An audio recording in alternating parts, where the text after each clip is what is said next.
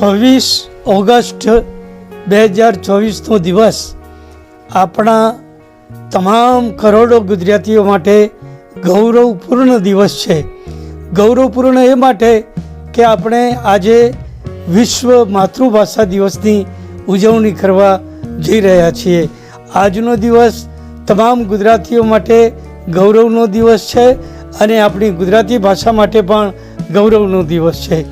આપણા આદિ કવિ નરસિંહ મહેતાથી લઈને ઉમાશંકરભાઈ કવિવર, પન્નાલાલ પટેલ, રાજેન્દ્ર શાહ અને સાહિત્યકાર રઘુવીર ચૌધરી સાહેબે તો આ ગુજરાતી ભાષાની શબ્દ સાધના કરતાં ગુજરાતી ભાષાને દેશનો સૌથી મહાન એવોર્ડ જેને કહેવાય એવો જ્ઞાનપીઠ એવોર્ડ પણ અપાવેલો છે. એટલે ગુજરાતી ભાષાને 4 જ્ઞાનપીઠ એવોર્ડથી પણ વિભૂષિત કરવામાં આપણા સાહિત્યકારોનું યોગદાન રહ્યું છે.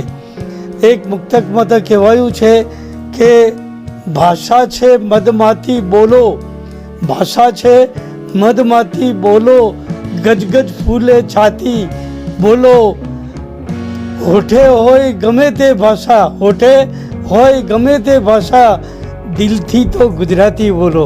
એટલે આપણે બધા જ ગુજરાતીઓ જ્યારે પણ બોલીએ ત્યારે આપણી માતૃભાષાને હોઠોથી નહીં દિલથી બોલીએ, ત્યારે જ આપણી માતૃભાષાનું આપણે ઋણ ચૂકવ્યું ગણાશે.